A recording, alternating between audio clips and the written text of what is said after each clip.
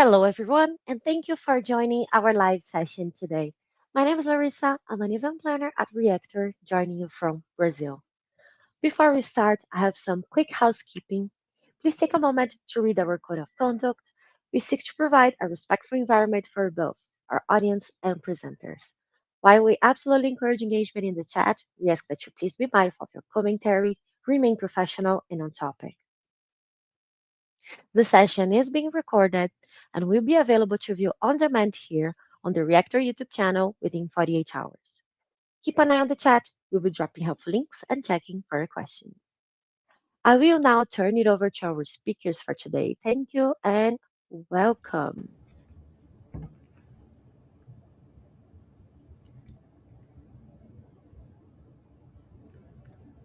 Go ahead, Santosh. Hey, everyone. Good morning. Super excited to be here.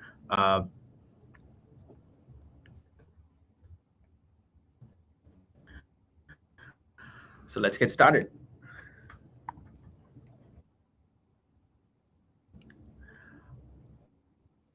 Hi, folks. My name is Ashit Gosalia. I'm the engineering manager supporting the Spark I'm here with team. Ash. Yeah. Awesome. And super excited to be here, everyone. I'm Santosh Kumar Ravindran. I'm a principal product manager. I'm part of the Microsoft Fabric team, leading the data engineering, compute, and price performance areas. All right. And before we start, we are starting the 60 days of data and AI as part of the data days. So do sign up and use this QR code to join and get all the updates. And you can also access it from aka.ms, back td.cert for getting SQL and Fabric certifications from our site. Also, please join the Fabric IQ user panel using this QR code. And there are a few other sessions that you can actually get started with. And you can also find the schedule in the ak.ms schedule. You have a lot of exciting sessions.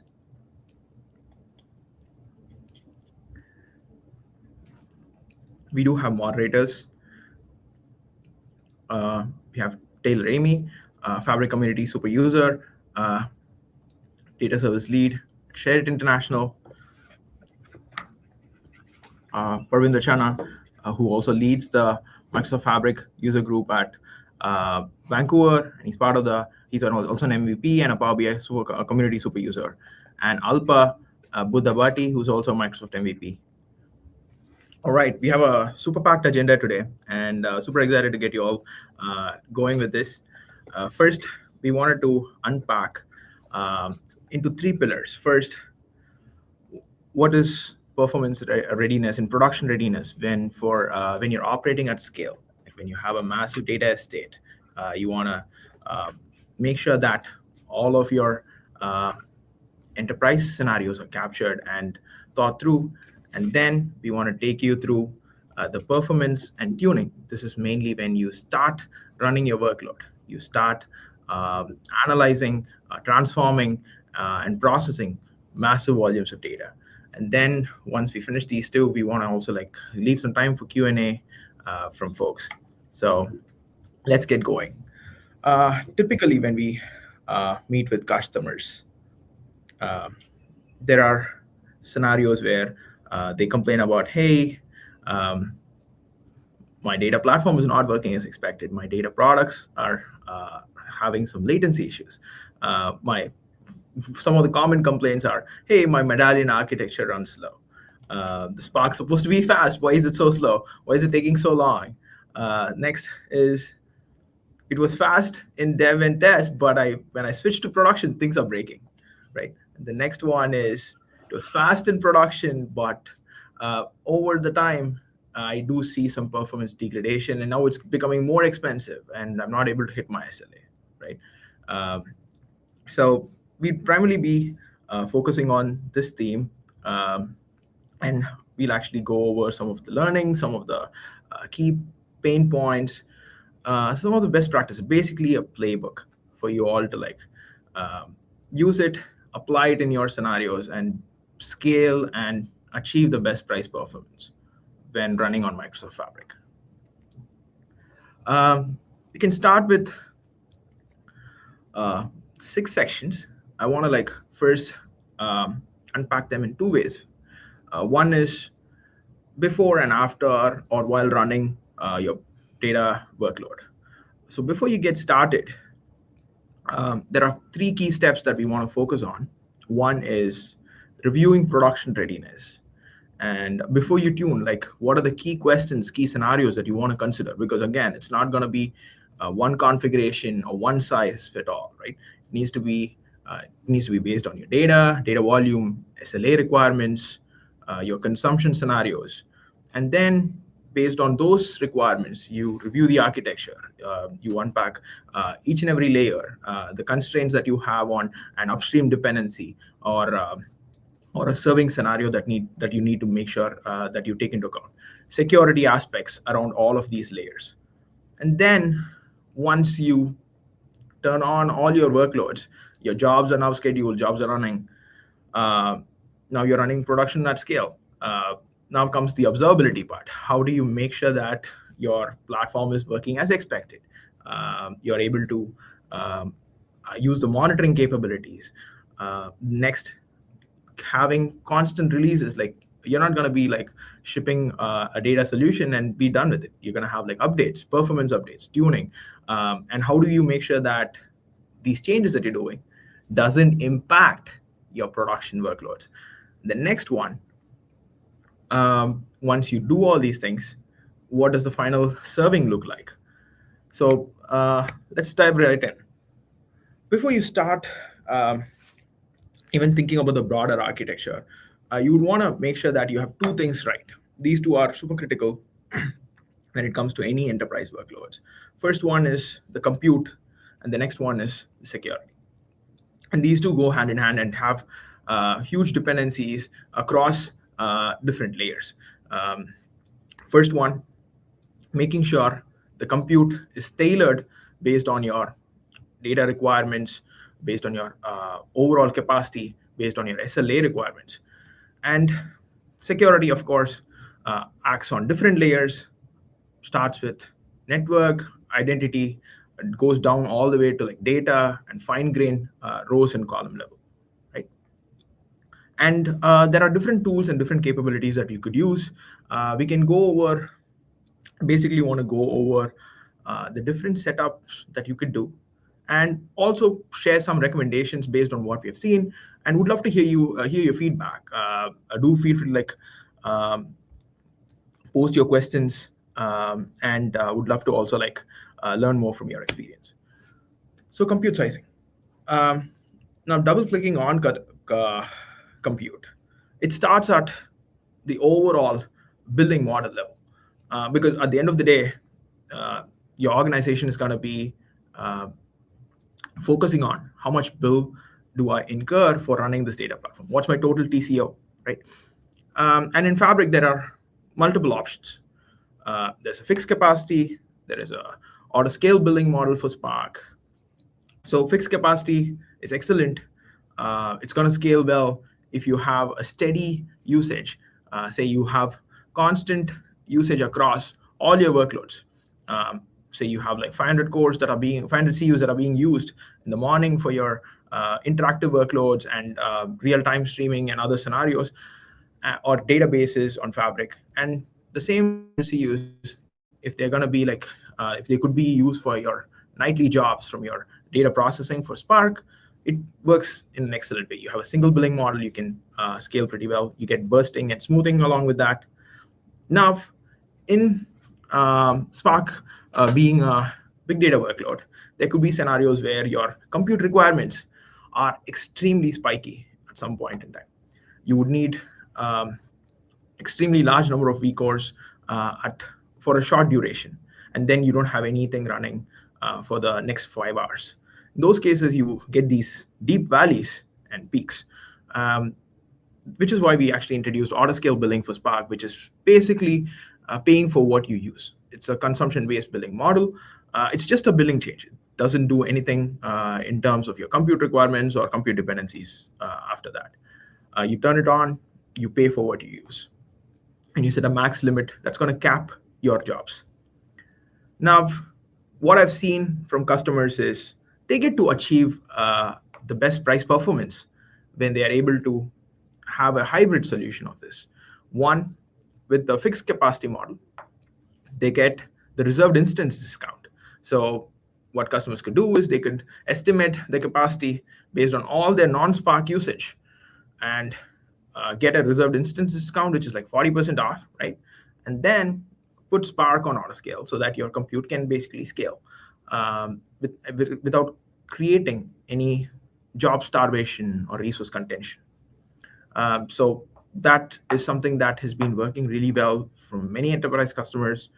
It's balancing between price and performance, right? So, and now that you've set up your capacity, going one level lower, the compute type.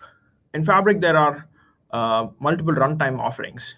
You have an option for running Python, which is mainly designed for a single node orchestration step kind of scenario where you have a single node Python compute which could read your orchestration steps from a metadata like a JSON and trigger subsequent larger workloads. Or if you have specific pandas only processing scenario, those are excellent options where you could actually use a lightweight compute to get faster session start and enable your data analysts for their exploration.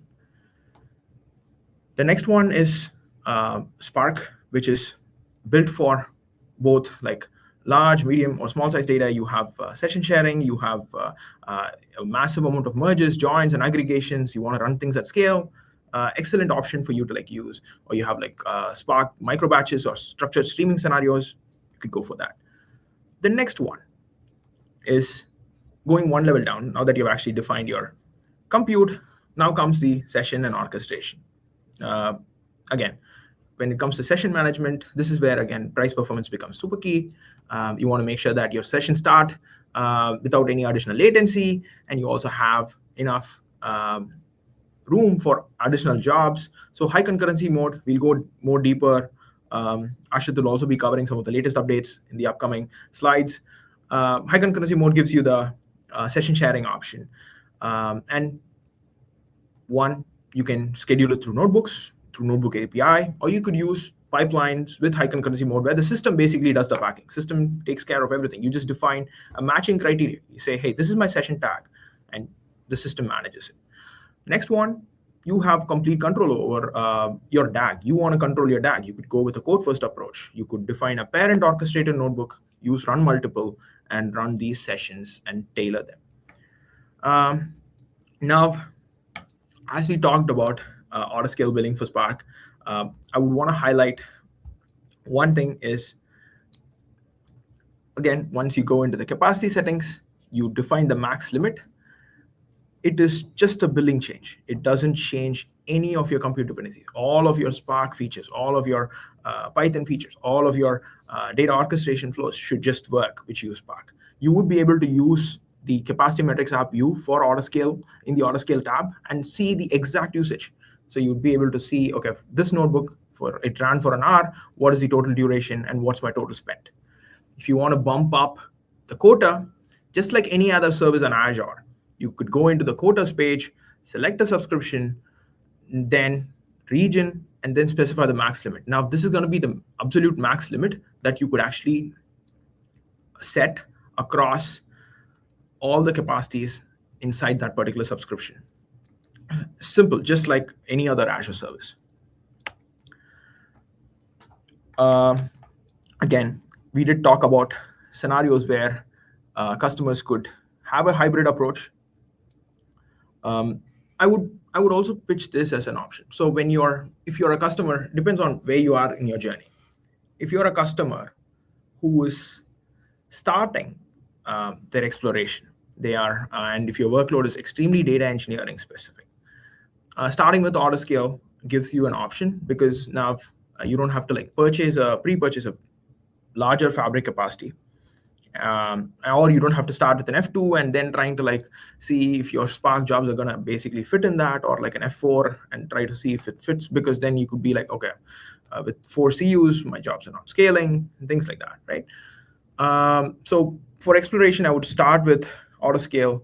Then once you have a good understanding of what is your capacity, what does your workload look like, what is your potential growth that you're expecting in the upcoming months as your data platform evolves, and then going with the strategy of acquiring an RI on the base capacity and then offloading all of the Spark to an Autoscale compute so that you could control it with the capacity level setting, which we just saw.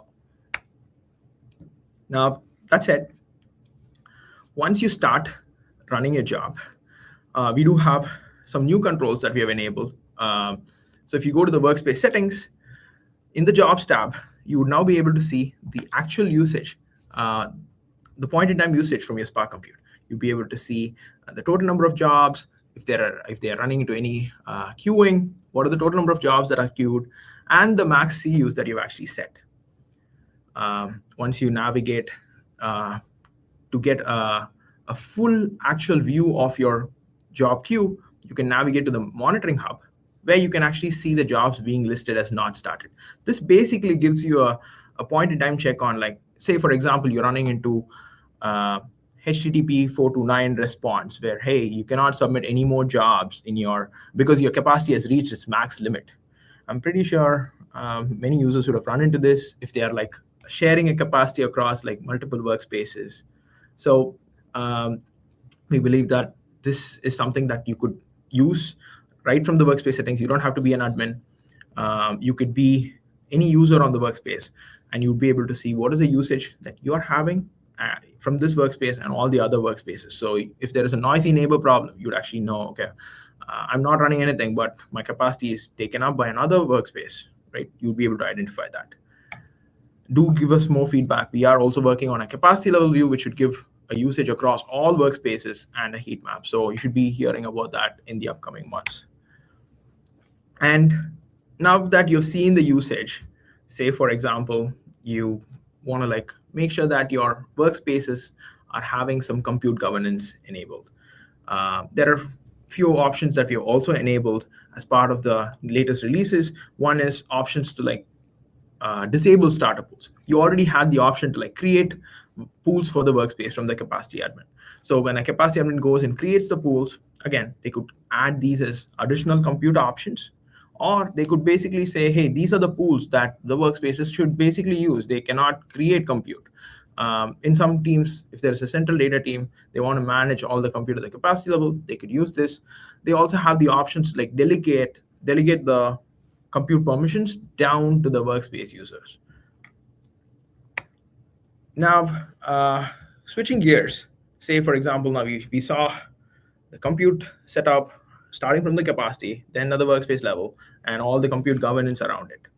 Now, switching to the security parts, as I mentioned, there are like different layers of security, starting with network. This is where I hear a lot of questions coming from like different customers of enterprises of any size, or small, medium, large. One of the key features that have been generally available over a year is outbound access protection. You have the control at the workspace level to basically say there should not be any public access from my workspace. And then for inbound restriction, you have like workspace or tenant level private links. You have managed private endpoints to connect to secure sources. On the data level, we have row column level security, which is offered from one lake security. So you enforce it at the one lake layer, it's honored by all engines, right? And going one level down further on the encryption part, customer managed keys. A workspace admin could basically use a key vault and a key to specify, hey, this is my key identifier, encrypt all the data in Fabric, all the data in one lake, all the Fabric workloads like data engineering, all your items, notebook, Spark job definitions, lake houses, even the notebook code that you have is encrypted. Now, in the upcoming month, you should be hearing from us. We are shipping customer managed key support for the data that gets stored in the Spark clusters while they're active. So say you have a long running job or a Spark streaming job that's going to be like perpetually long running. a Spark streaming scenario, a Spark cluster is retained for like 7 days, then a new cluster is brought up. Then the new cluster is brought up. Now, in this case, in CMK compliance scenarios or like enterprise encryption scenarios, customers would want to make sure that the data is only persisted for not more than a day. So in this cases, customers could be like, hey, this might be a compliance issue for me. So you don't have to worry anymore, because what we basically do is, using the key that you specify, we also go and encrypt all the data that's stored, shuffle data, all the data on the disk using disk encryption sets. Now, one key thing that enterprise admins or workspace users or developers in Microsoft Fabric uses, hey, my admins have gone and locked all the network access. They have blocked the inbound and they have blocked the outbound access. I do have libraries that I would want to like consume from external sources. How do I do that anymore? It's all blocked. So because you not even be able to like hit login.microsoft.com without you going and allow listing a source for that with outbound access protection. So there are two recommended best practices. One, you could have your own internal mirror where you could use that as your central library feed, which you could use in your environment item. The next option is go create a managed private endpoint to a source where you control all the libraries and the versions which are like enterprise certified, enterprise verified. So once the managed private endpoint is created and that's referenced in the environment YAML file, all the calls from the Spark clusters using this particular environment item is going to go through. So those are two options.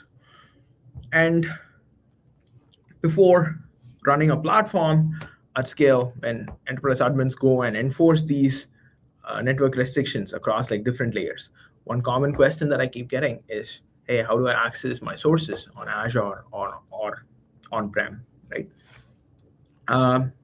The primary options that Fabric Spark supports is just like any other Azure service. You can use managed private endpoints.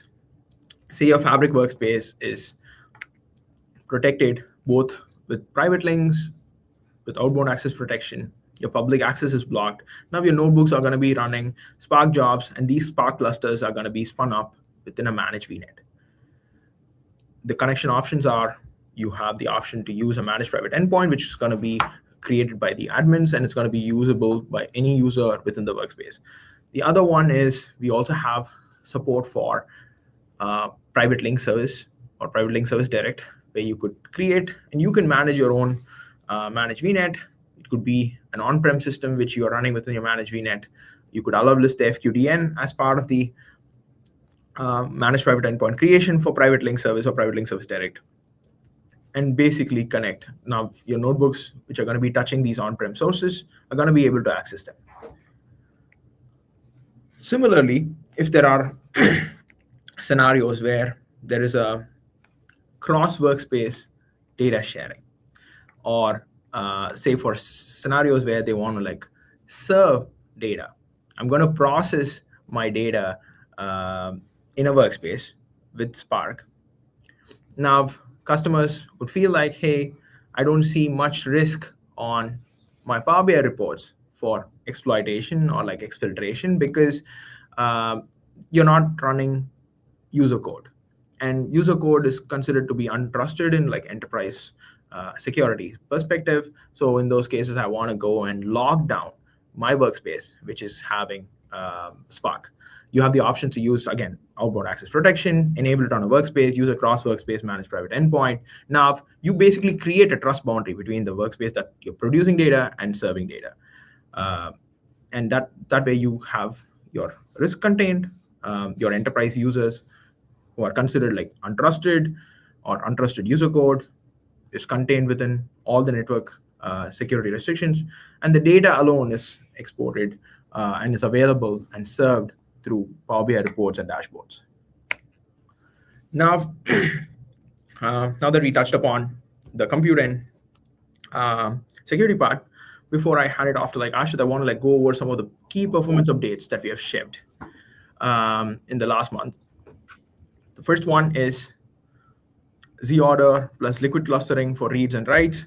This gives you amazing price perf in terms of reads. And again, customers choose between partitioning or if they're going with non-partition data, use liquid clustering. These are enabled by default in the new runtime, the runtime 2.0, which is enabled with the latest Spark version 4.1. You get all the updates in terms of incoming timestamp, real-time mode, all the goodness, and Delta 4.2. The next one is specific to native execution engine, which is our vectorized acceleration, and which you get with no additional cost. You don't pay anything extra. You just get 2x from 2x to 6x price performance boost just by enabling native execution on. We are shipping CSV for CSV with Meson support, which is giving close to 2.5x gains in terms of internal benchmarks and TPCDS benchmarks. We did you should also be able to use complex data types. Supports support for deep structures say arrays, nested structs, maps, etc. And Python and Scala UDFs. These are initially when you are running it on native execution engine. You would have seen fallbacks, but now you should actually see acceleration because all of these fallbacks are addressed. In the upcoming months, you'll also be hearing from us in terms of extending the support for JSON. And the next one is structured streaming. So would love to hear more from your feedback, your scenarios where you're using native execution engine, the things that you would actually want us to go and focus more on. Double clicking on complex data types. So today, say for example, if you go and enable native execution engine, customers would be hey, I'm seeing performance gains in some cases. Sometimes I'm seeing 2 to 3x, but in cases where I'm actually unpacking a lot of data, I see a lot of these insights saying that I am hitting a fallback. How do I address that?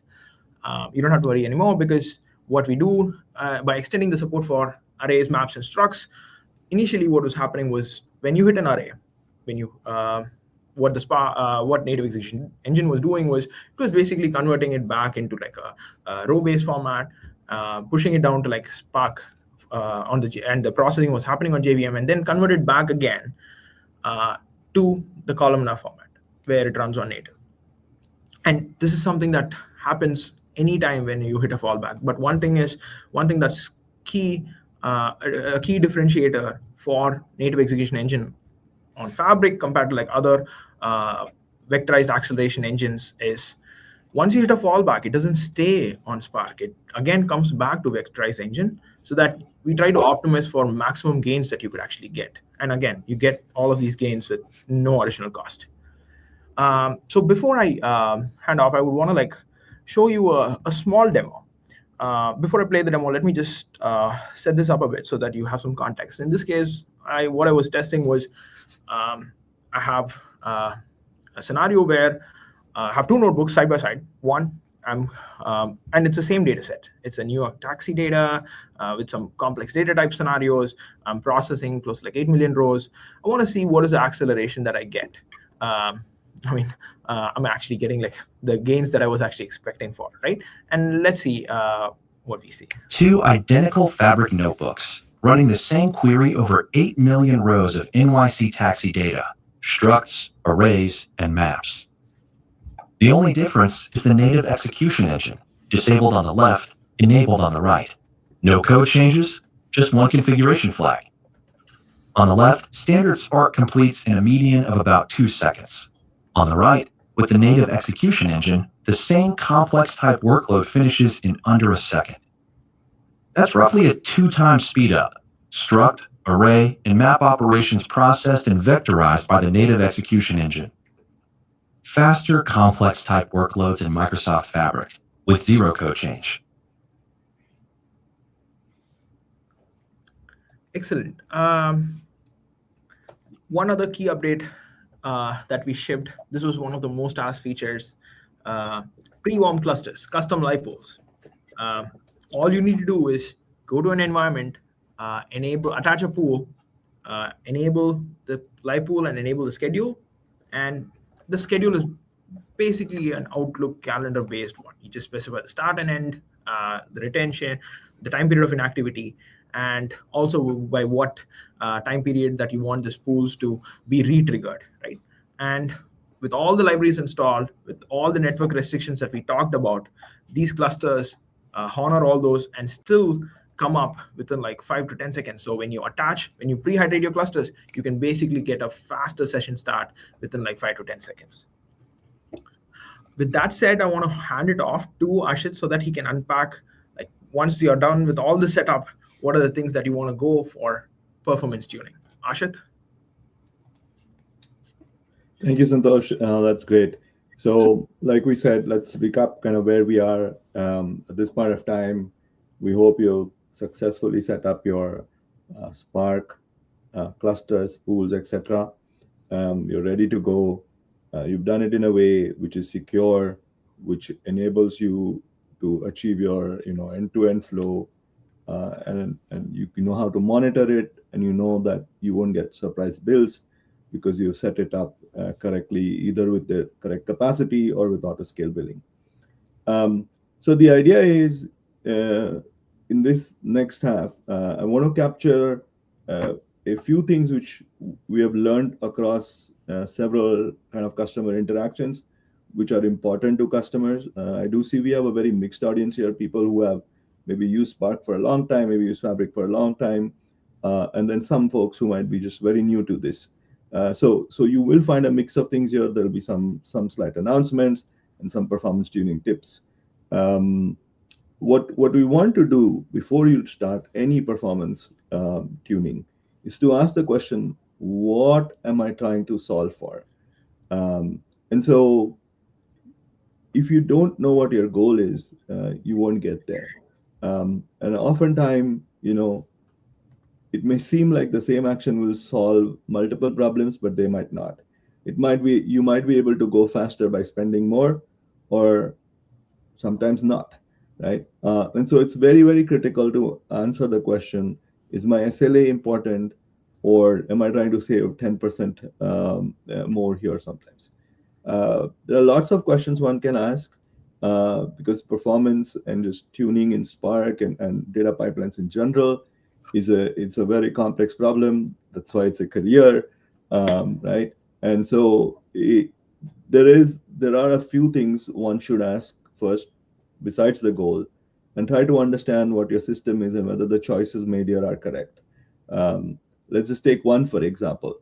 One may think one may go faster with concurrency and multi-threading, and usually that could be the case if there are no bottlenecks, but your system could have unintended conflicts. And so understand where those exist and see what you can do to remove them. So can we go to the next slide?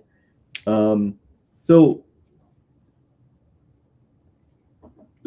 assume you have set up your cluster, assume you know your pipelines, make sure you understand what your data flow looks like, how data moves within your system. And typically, customers have this bronze, silver, gold architecture, this medallion architecture, this is called, especially with the lakehouse, it's very popular. You really want to be careful about what you're doing at each layer. And the idea here, the reason why this slide exists, is to just make sure that you don't necessarily anchor yourself in applying the same optimizations at every layer. We will come to that in a couple of slides, but the bronze layer may be ingestion heavy, the gold layer may be serving heavy, and you might have different kind of read-write characteristics. You might have different concurrency characteristics for each of these layers. And so going back to the questions above, once you know that these characteristics exist in your systems, and once you have different SLAs for each of these layers, you might choose different tuning practices. Can we go to the next slide, please? Right. So one of the things which we have seen in ingestion, which affects both ingestion and then read performance, is often enough one is asked to choose a target size for files. You could go with the system default, but we often see that customers tweak this. And what we have seen is there actually systems where customers cannot even choose these sizes. So for example, you might be just getting data from a mirroring system where you have no control over this. The idea is this is a system choice today, which you really have to make. And to do that, you have to understand um, your characteristics. Uh, the typical problem which happens is if you have a large cluster but have fewer files, you cannot take advantage of the parallelism. If you have lots of files, you may pay a file access overhead because there might be too little data in each of the files. And so this becomes a complex problem. And even if you solve it once, you have to keep maintaining it over time. And so what we have now introduced is basically an adaptive target file size where we try to do this better for you. We start with small sizes, and as the data grows in your system, uh, we start with small files when you have small data to keep the parallelism alive. And then when as data grows in your system, we make larger files, we compact them, etc., so that essentially you don't have to maintain them. It's enabled by this flag at the bottom here. The idea is, this takes away some of the guesswork you have to do and grows as your data grows, and your solution keeps functioning as your data grows. Can we go to the next slide, please? Similar to this, you know, if you already have a bunch of files, you could run optimize to compact them and so on and so forth. But compaction usually means that a single pass, you read all the data and then you compact it again. Uh, it's it has gains, but as data grows again, it's not necessarily useful to touch data which has already been compacted. And so again, we have an implementation here with the property at the bottom. And if you go do this, we skip unnecessary compaction. We compact only what is necessary. And of course, we choose the right file size when compacted so that, again, there is less write amplification. And your write amplification means although the data has not been modified, am I writing it again and again simply to the purpose of optimizing or compaction? Next slide, please. So we suggest you try these two. Next, I'm going to go talk about a little bit of the performance optimizations we've done recently. And again, these impact both kind of read. In this case, these impact read scenarios. So there are three things here. Parallel snapshot loading. This refers specifically to Delta Lake files.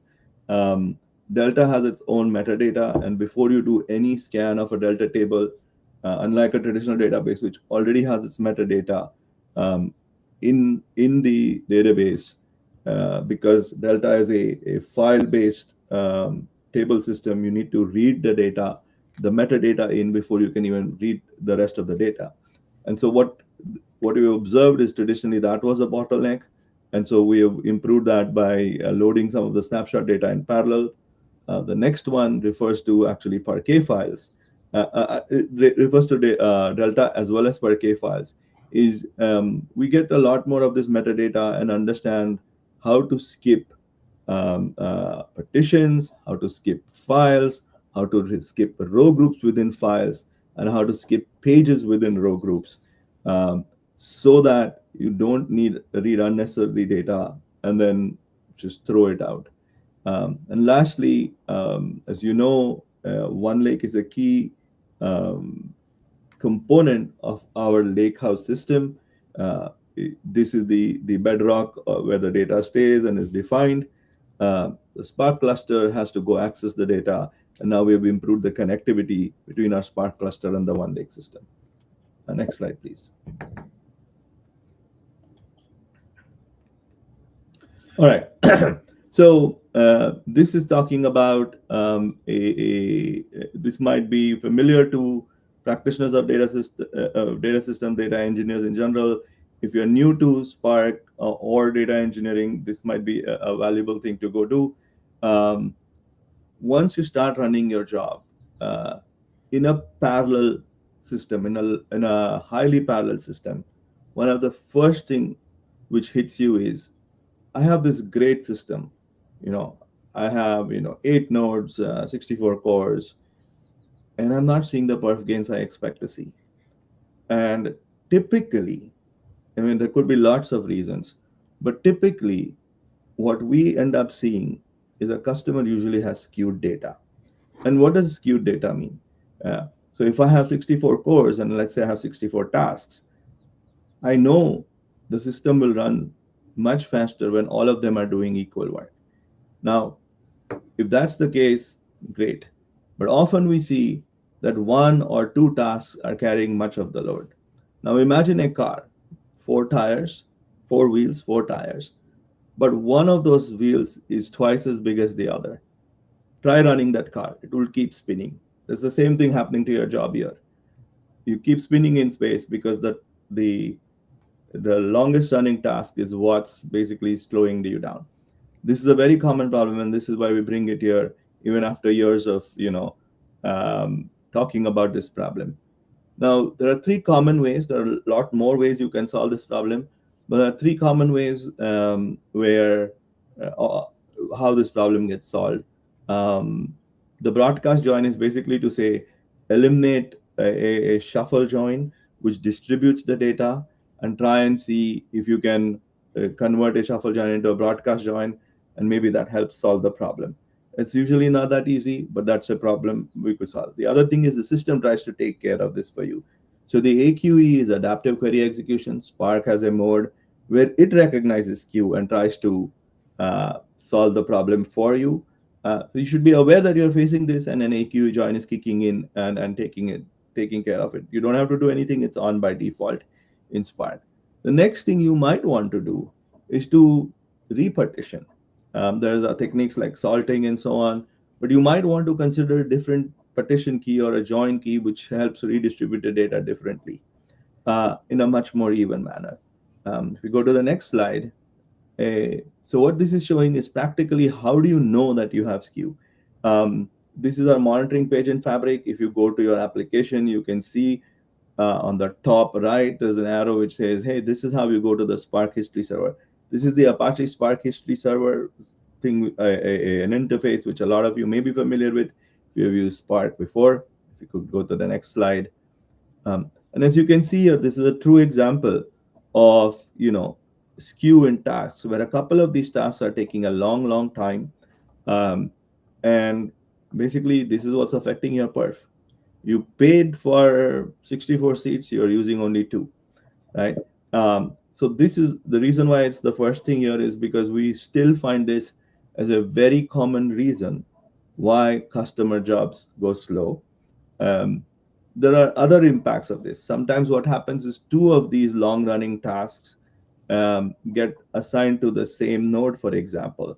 Tasks can be heavy because of computation, but tasks can also be heavy because they're taking up a lot of computation and they take up a lot of memory. And when 2 tasks, which take up a lot of memory, end up on the same node, they're more likely to hit out of memory issues when they're on different nodes. So you typically can't control this so much, but this is why skew is a problem. Can we go to the next slide, please? Similar to skew and memory management problems, the Spark tries to take it tries to be cognizant of out of memory errors and handles data spill when it can in a lot of operators. And so when that happens, Spark is now trying to solve the problem for you, but it's not free. To handle out of memory issues, it spills to disk. But the moment you go from disk to going to memory, it's like going to your pantry versus going to the supermarket, right? There's a lot of time involved in between the two. And so you want to avoid data spills. And again, and then when you're doing performance tuning, this is something you want to just scan all your jobs for. So if you go to the next slide, again, this is a view of the same Spark history server. And if you can see on the bottom right, you will see where your data is spilling. So you want to be cognizant of this, and then look up techniques to mitigate this issue. Can we go to the next slide, please? So this harks back to something we were talking about before. Is your bronze, your medallion architecture, your bronze, silver, gold. What we have to help you tune differently for each layer of your data estate or your Medallion architecture is an ability to capture a set of uh, Spark properties together, and we call this a resource profile. You can do it via the UX. There's also a different way to do it just in Spark properties, where we've introduced a concept of a bag of properties. Either ways, what resource profiles help you to do is collect a set of properties together so that you can target those sets of properties for each environment. And what we have done is we have built upon those set of properties and collected them for certain cases which we think go together. Um, and so if you see on the left-hand side here, there's this thing called static profiles, and I'll talk about what is static profiles versus auto-update profiles. And so you see there are three profiles here. One is read-heavy for Spark. So this might apply to your gold layer. And where we think the downstream consumption is still by Spark. Then there's read-heavy for PBI. If you are aware of Fabric, one of the things Fabric allows through the Lakehouse is elimination of all of this loading data across engines. But not every engine is effective at different data layouts. And so Power BI works really well when you have the V-order compaction, or this is, if you're familiar with if you're familiar with Power BI has this compaction format called VertiPack. And so we have implemented a version of that called VertiParquet because all of the file data is in Parquet, and you enable that by something called V-order. And so all of those properties which talk about how to enable V-order, how to size the data correctly, are captured in this read-heavy for PBI profile. And so if that's your scenario, downstream scenario, that's the profile you would use in your code layer. Similarly, for your ingestion, for your bronze, you might want to choose the write-heavy profile. Now, the difference between the left and the right is one of the key things we want to do is to enable your applications to be created and then be maintenance free for the lifetime you choose. We don't want to break you.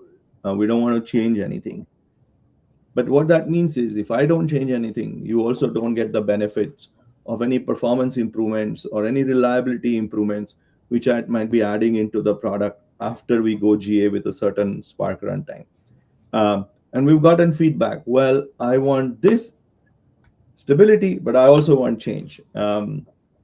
It's a very hard problem for us to solve because one implies that the other cannot exist. So what we have done here is a compromise in a sense that with the static profiles, we guarantee you that they won't change. But with the with the auto update profiles, what we do is we bucket the same, but we say we will change these. And then you can choose if you don't want change or don't want change. And typically, the way you would use this is you would keep the static profiles in production so that nothing changes for you. And you would probably use the auto update profiles in your staging or your some pre-release environment where you can see the impact of the change. If you like it, you can see what property changed and then go change your profile, which you have in production. That way, you are aware of the changes coming in. That way, you don't have to go discover some new properties on your own.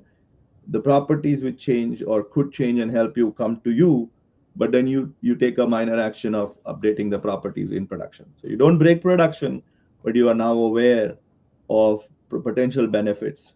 And so this idea of testing, we'll explore more, and we'll see how else that can help you actually keep a smooth running application. So could we go to the next slide, please? We're about 10 minutes away from our time, so I might go a little bit faster here. Then this is the next thing we have is a improvement we have done, and the idea here is, as you've heard before, Spark workloads can be extremely bursty, not just because of the incoming load pattern, but because of these ability to do things like adaptive query execution, and each stage may require a different amount of resources and so on and so forth. So what you do not want is a statically sized cluster which is unused. So let's say in case you do hit the case where you have a skew, fine, you're not able to take advantage of the perf because you are still stuck with these two long running tasks. But you also don't want to be keep paying for those eight nodes which are not being used. Seven of them are not being used, and so you want to scale those down. Today, that's much harder because the shuffle outputs remain on the nodes, and if you turn this on, we write the shuffle outputs to a remote store, and then you can scale it down. Uh, the system scales it down for you, and you can save money at least. Can we go to the next slide? So this talks about the money you could save by enabling this. The idea here is, again, you don't have to go tune everything individually. If you turn this on, we will do this for you. Next slide, please. Okay, this talks about a whole bunch of orchestration options which are available with Fabric Spark. I won't go to each of these. The system allows you a lot. Can we go to the next slide? What I wanted to actually cover is if you choose to orchestrate with notebooks, there are two high-level options one could use with pipelines. One is what we call the high concurrency mode, which is something which is still fully compliant with the and made aware in the pipeline level scheduling. And then one which is called run multiple, where you just submit a single notebook, but in your notebook you control um, the actual orchestration. And so the difference between these two are that both of these are available. One is a little bit more in tune with the Fabric pipeline philosophy. The other is a more of a code first philosophy where you have a lot of control and you don't want to rely on the rest of the system. The thing I want to talk about here is just that these two are available. There are some pros and cons, but we can go into that deeper later.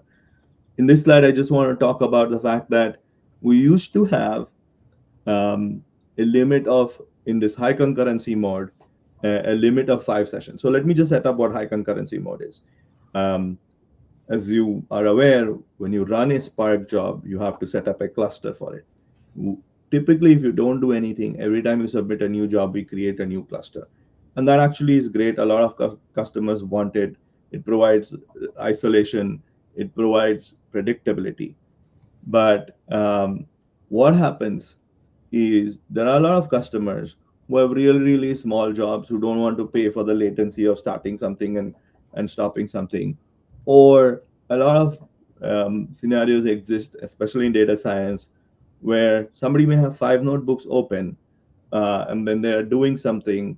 That's how they have divided their thought processes. They don't want to spend for 5 clusters. They're okay with 1 cluster. They just want to share everything in one notebook.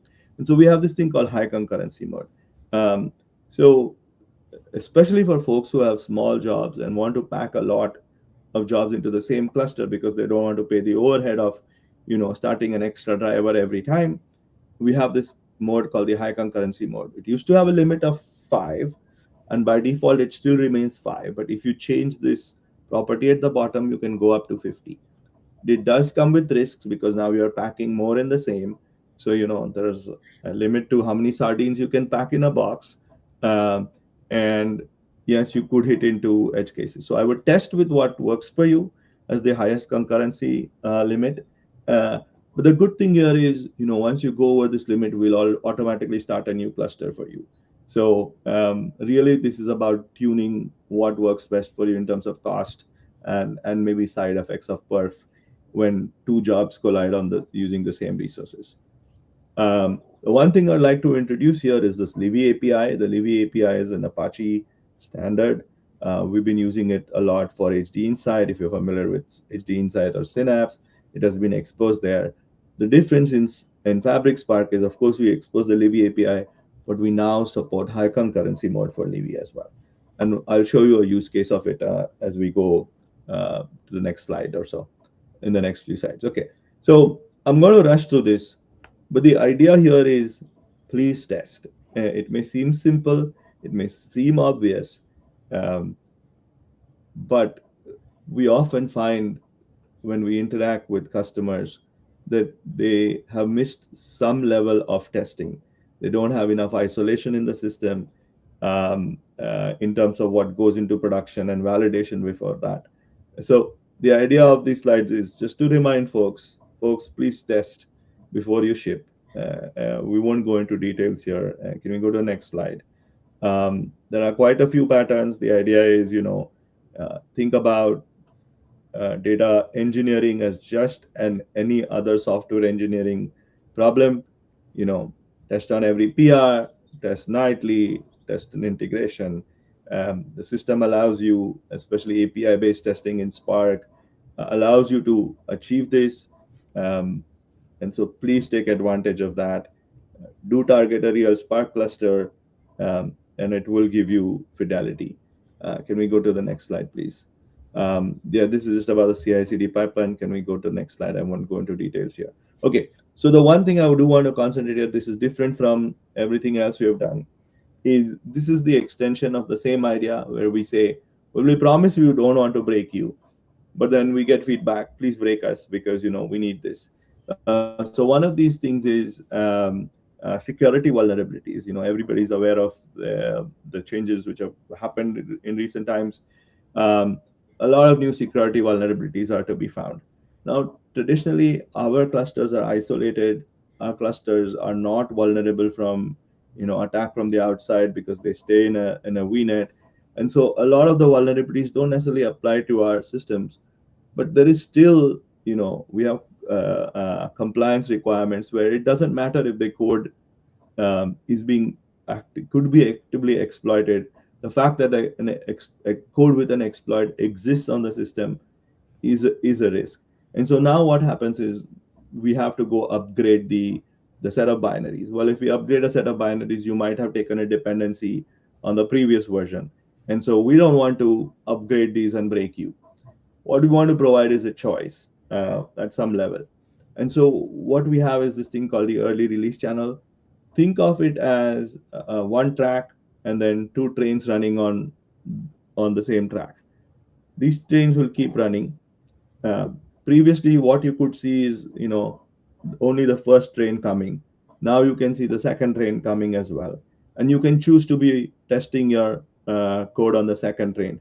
And again, this goes back to the idea of making sure you have sufficient test environments that you test before you release. So you leave your prod on the regular default release channel, and you target your test environments, your pre-prod environments, your staging environments to this early release channel. The early release channel gets updated at a much faster cadence, and we would like you to test there and give us early feedback so that before this VHD, this image, becomes the default for your production, we have addressed all issues and you've given us the green light for that. If you have those testing environments, it will work well for you. Let's go to the next slide very quickly. I know we are running out of time. Library management. Again, as a developer experience and programmability, advantage, we allow you to bring your libraries in.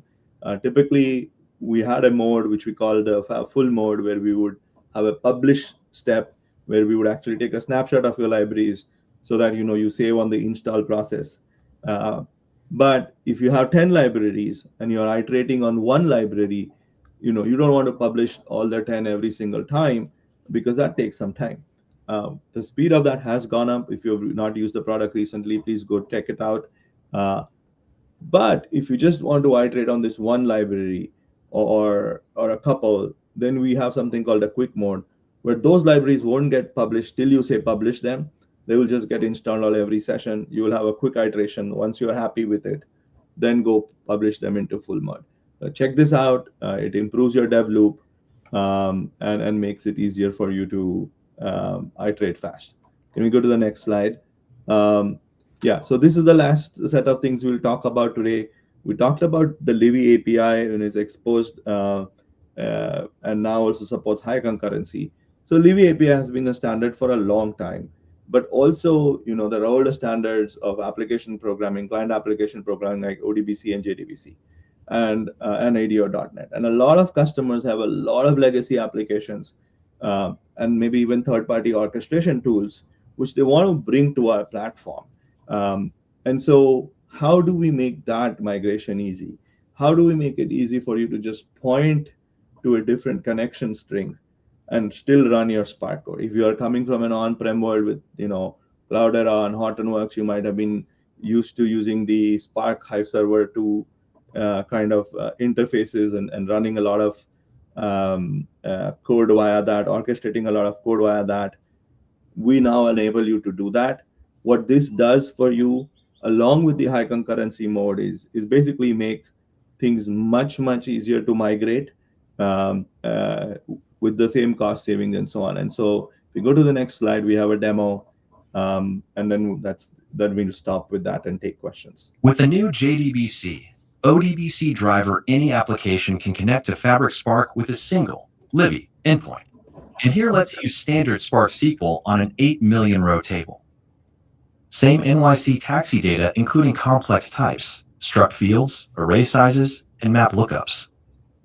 Now high concurrency. A second session connects with the same session tag. So Fabric, the system automatically packs both onto the active Spark application. The second session joins instantly, no cold start. Because they share a cluster, the same query over all 8 million rows comes back in about a second and a half. One Spark application, many sessions, fast query performance on Microsoft Fabric, reachable from your on-prem systems and enterprise apps over JDBC and ODBC. Awesome. I think that is all we had. I saw a lot of questions. If there are any other questions to share, we're happy to follow up offline and async. I do see the moderators answering most of the questions and sharing links. Really appreciate it. I'm dropping off the QR codes for you to again join Fabric user panel, Fabric IQ user panel, and the SQL user panel. And again, the link to get free certifications for Fabric and SQL. So do check it out. And happy to take questions.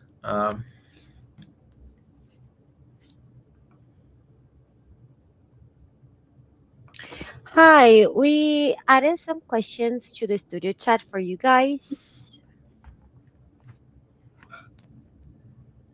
Thank you so much. Checking the chat.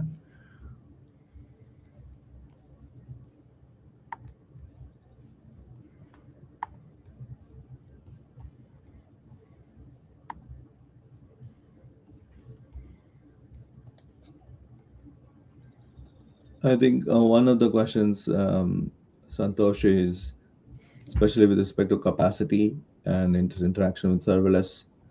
I think there's a thing around borrowing capacity, so that first the capacity is used and then we scale out. So, oh wow, that's a very interesting question. Thanks for sharing that. Do submit that as a Fabric idea, but today it doesn't work that way. The Autoscale doesn't kick in once you hit the capacity limits, because again, it's a completely different billing model, right? You have with capacity, you get a smoothing, which is more like paying for your credit card, like borrowing ahead and paying forward. With those things in place, it becomes very hard for you to like immediately hit a limit and then switch on. But do share more feedback and do try Autoscale billing so that you're able to like offload all of your spiky workloads. yeah, and then there's another question on, can optimize be run only for incrementally loaded records?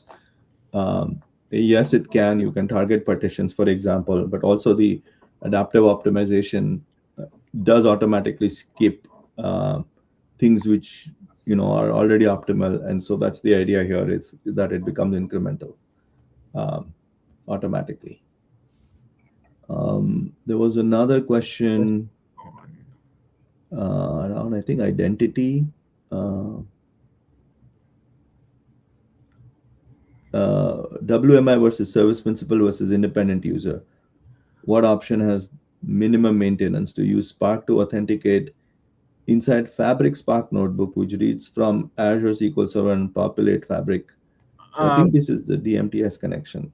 Yes, they could use either Workspace Identity. Workspace Identity is also supported using the connections, or you could use Service Principal Auth.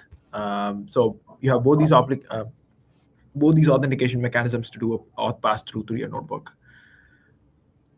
I think the question is, which one is minimum Ideally, the maintenance. workspace identity is much more handled because it's again system assigned managed identity. It's managed by the workspace. It is workspace. It's tied to a workspace. The setup is super easy. You don't have to go and set up your Azure app or anything. Fabric automatically provisions for you from your workspace. So the trusted identity is something that users can easily use for within the notebook experience. Right. I think that covers all the questions we had. Uh, Um, and do we feel could- to submit questions on the community or on the ideas. We do check and feel free to like reach out offline as well if you have any questions or any clarifications on the topics that we went over today. Thank you so much. This was really helpful, and thanks for all the questions. and thank Thank you, folks, you. for giving us your time. Please do leave any suggestions for future sessions in the chat. Would love to cover more topics which you may be interested in. Right. Thank you. Thank you, Ashit. Thank you, Santosh. And thank you all for joining our session today. Here at the Reactor, we are always looking to improve your experience. So if you have any feedback for us, we would love to hear what you have to say. You can find the link to our survey on the screen. And we'll see you on the next one.